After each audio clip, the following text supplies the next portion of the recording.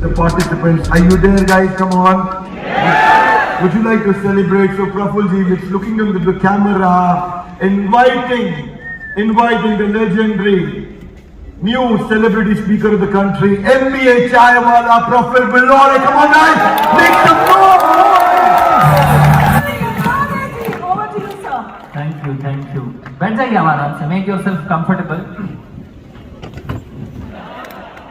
कैसे हैं आप लोग?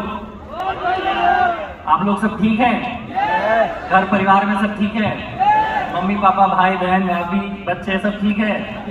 क्योंकि आपके साथ आपके आसपास वाले भी ठीक होना चाहिए, नहीं तो आपका ठीक होना किसी काम का नहीं है, ध्यान रखना, ठीक है? सो मेरा नाम प्रफुल्ल बिल्लौरे है और प्रफुल्ल का मतलब होता है हैप्पीनेस, खुश।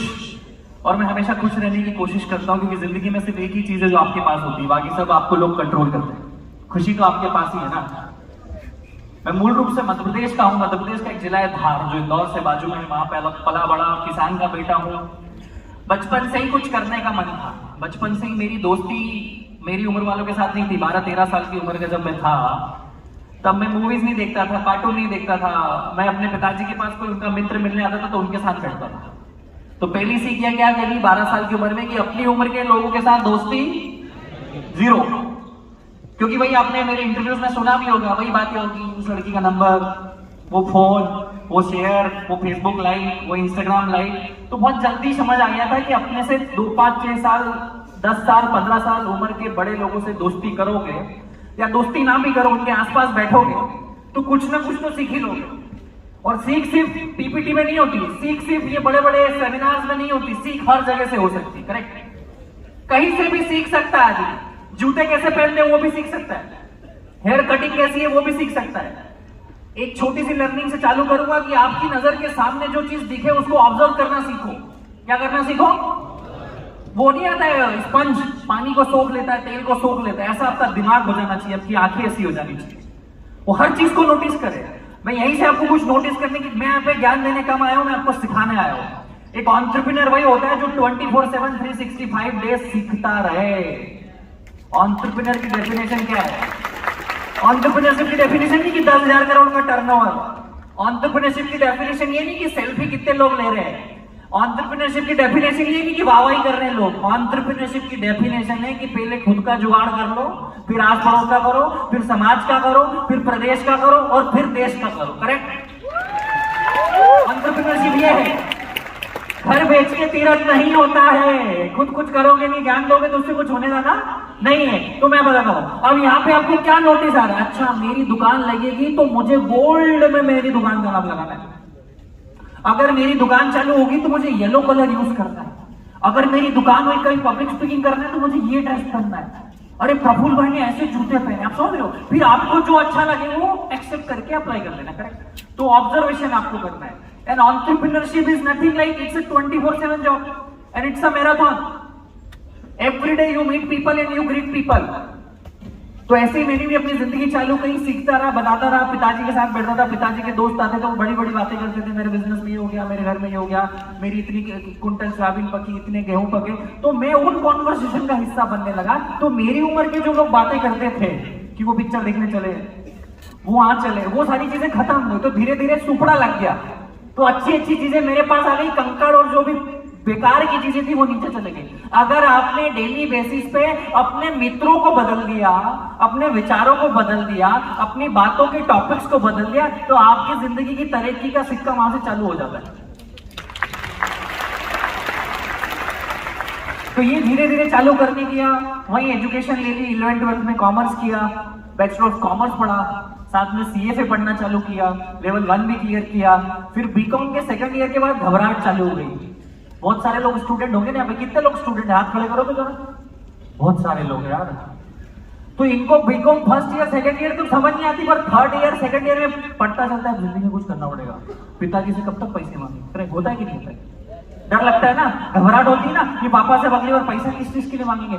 जूतों के लिए मांग लिया, जीन्स के लिए मांग लिया, टी शर्ट के लिए मांग लिया, पार्टी के लिए मांग लिया, पर आगे क्या काम तो करना पड़ेगा। तो ये बीकॉम के सेकंड ईयर में घबराहट चालू हो गई कि आगे क्या।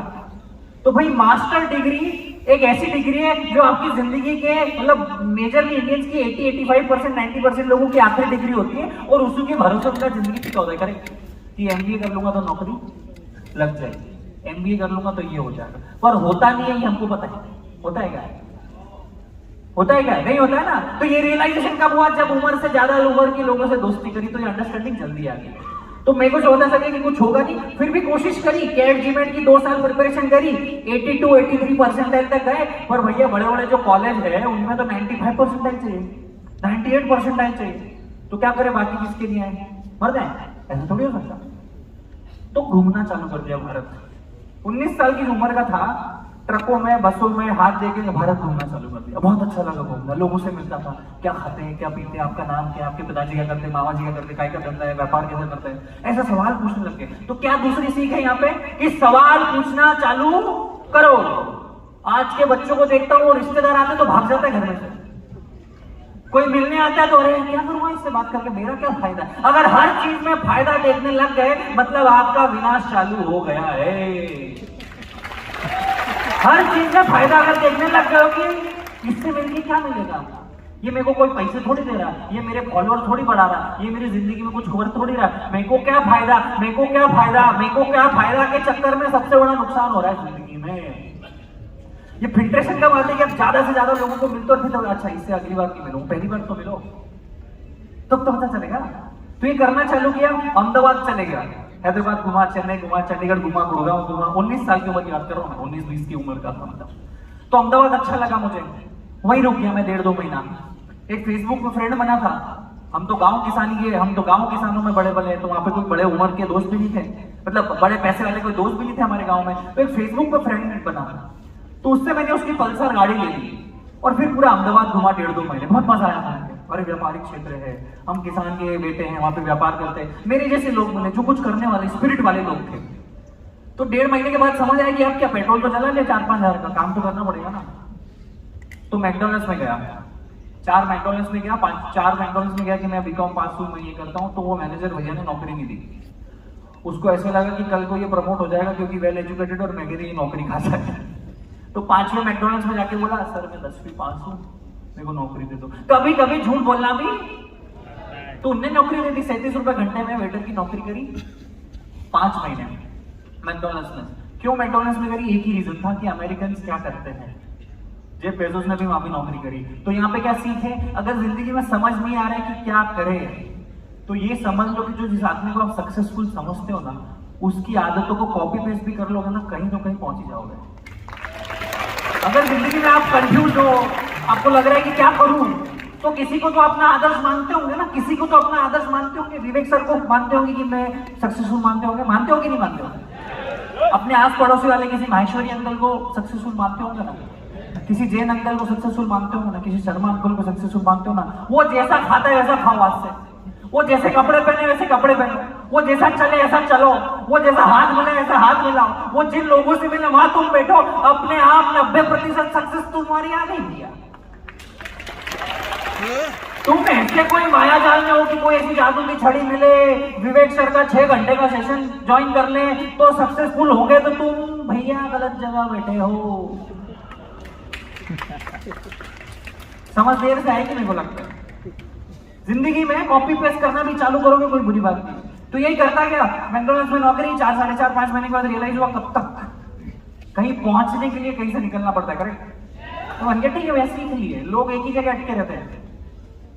मैंने कहा खुद की दुकान चालू करेंगे। तो उस समय अगर मैं होता, आपकी जगह कोई और, मेरी जगह कोई और होता, तो वो पापा से 10-15 लाख रुपए लेता, दुकान डालता। तो मैंने कहा नहीं यार, मैं संघर्ष करूंगा।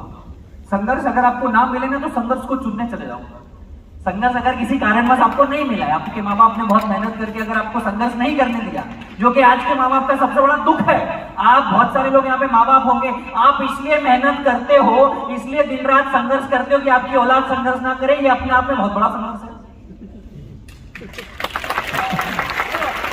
आप इसलिए मेहनत करते हो कि मेरे बेटे को टेंशन ना हो, आप अपने आप में पंखे में गुजारी जिंदगी और आप उसको ऐसी दे देते हो, तो वो संघर्ष नहीं करता है और आगे जिंदगी में आके उसको बहुत दिक्कतें होती है। तो ये रियलाइजेशन मुझे हो गया। मैं संघर्ष आया नहीं मुझे मजबूरी में, मेरा संघर्ष सुना है कि मैं ठेला डालूंगा, क्योंकि मैं हमेशा बोलता हूं dream big, dream start small, act now. बहुत बड़ा सोचो, सोचो हाथी खाना है, सोचो हाथी खाना है, बोलो हाथी खाना है, हाथी खाएंगे? हाथी हाथी आप कैसे खाएंगे? 1000 टुकड़ों में पहले काटेंगे, फाड़ फाड़ फाड़ फाड़ फाड़ फाड़ फाड़ फाड़ फाड़, एक एक टुकड़ा रोज खाएंगे। जल्दी किसको है? जल्दी है क्या? हाथी भी खाना और जल्दी भी खाना, ये दोनों एक साथ नहीं चलेगा।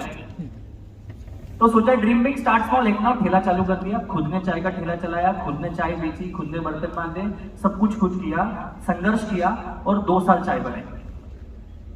क्योंकि वहां से बहुत सारा सीखने को मिलता है। 8000 रुपए से चालू किया था। क्यों चालू किया था? कि अगर 1-2 बार पहली बार में 10-15 लाख रुपए लगा दोगे ना, कभी को नुकसान हुआ ना, तो जिंदगी भर कभी व्यापारी नहीं बन पाओगे। सारे दुख झेल जाओगे, और वो पैसे का जो दुख है ना, वो आदमी को कुछ सोचने समझने के लायक ही नहीं छोड़ता है। तो 8000 से चालू किया तो एक तो पॉसिबिलिटी थी कि सब कुछ लूट जाएगा पर पैसे तो नहीं लूटेंगे, और अगली बार पापा से मांगेंगे एक और 8000 रुपए की किस्त मांगने क्या जा रहा है, और अगली बार 10 लाख मांगते तो पापा नहीं मारते, घर से भगा देंगे। होता है ना बहुत सी बात। तो अगर आप 20, 21, 22 के हो तो सेठ बनने की कोशिश, मजदूर बनने की कोशिश करो। कितने ही सूरत के व्यापारी हैं जिनके 5-5, 7-7 हजार करोड़ के बिजनेस है, उन्होंने उनके बच्चों को यूएस भेजा कि तू मैकडॉनल्ड्स में जॉब कर, स्टारबक्स में नौकरी कर, बैंक पीपीयू में जॉब करवाते होंगे, क्योंकि उनको जिंदगी के फलसफे पता चले। अगर आपको 1 रुपए की वैल्यू नहीं है तो इस बात की क्या गारंटी कि आपको 100 रुपए की वैल्यू होगी? अगर आपको 100 रुपए की वैल्यू नहीं तो इस बात की क्या गारंटी कि आपको 1000 की वैल्यू होगी? अगर आपको 1000 रुपए की वैल्यू नहीं तो इस बात की क्या गारंटी कि आपको 1 लाख रुपए की वैल्यू होगी? 1 लाख रुपए की अगर वैल्यू नहीं तो आपको किस बात की गारंटी कि आपको 1 करोड़ की वैल्यू होगी? तो earn that first rupee first. मैंने पहले दिन 5 लोगों को चाय बेची, 150 रुपए का धंधा हुआ। लोग मेरे पास नहीं आ रहे थे, मैं लोगों के पास गया। पहले दिन चाय की दुकान जब ओपन करी तो लोग मेरे पास नहीं आ रहे थे, तो मैं हाईवे, एसडी हाईवे, कितने लोग अगर अहमदाबाद में बताओ तो एसडी हाईवे करके एक जगह है, तो वो पे कारें खड़ी होती है। तो लोग मेरे पास नहीं आ रहे थे, तो मैं लोगों के पास चले गया और उनकी कार पे नॉक करता है, hello my name is Prafull Ballori, would you like to taste my tea? I make awesome chai. बोले ये वही कौन है अंग्रेजी बोलने चाय वाला, बैठाओ तुम्हारी चाय। तो ये अलग क्या सीखी? अगर लोग आपके पास नहीं आ रही तो आप लोगों के पास चले जाओ, किसी को तो आना जाना पड़ेगा ना। अगर कोई आपको फॉलो नहीं कर रहा है तो आप उसको फॉलो कर दो, वो आपको फॉलो बैक कर देना। अगर कोई आपको नंबर नहीं दे रहा है तो आप उसको नंबर दे दो, वो मिस कॉल तो देगा। कोई अगर आपसे हाथ नहीं मिला रहा तो आप हाथ बढ़ा दो, आपको हाथ बढ़ाएगा तो सही। कोई आपको शादी में नहीं बुला रहा तो आप यूं चले जाओ। वो यूं बोलेगा यार भूल गया, तेरी पत्रिका तो लिखी हुई थी यार पर देना भूल गया। वो झूठ बोलेगा पर आपको नीचा नहीं दिखाएगा, मेरी गारंटी। क्या बोलेगा वो? यार भैया आपको तो बुलाया था, वो पत्रिका भरी रह गई, भले उसने आपको नहीं बुलाया। तो ये है कि लोग अगर आपके पास नहीं आ रहे तो आप लोगों के पास चले जाओ। Ego should be zero. कितना? Ego should be zero. And it's most like अगर पीपल आपको अप्रोच नहीं करे तो आप लोगों को अप्रोच करो।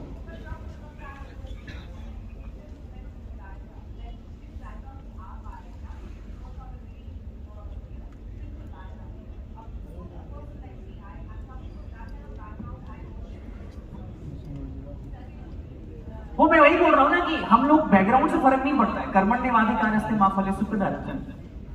आज अगर दुनिया के सबसे अमीर आदमी जेफ बेजोस है, उनको तो काम करने की कोई जरूरत नहीं है, उनके आने वाली 10 जनरेशन में कोई पैसा मिलेगा, फिर भी वो काम करते हैं।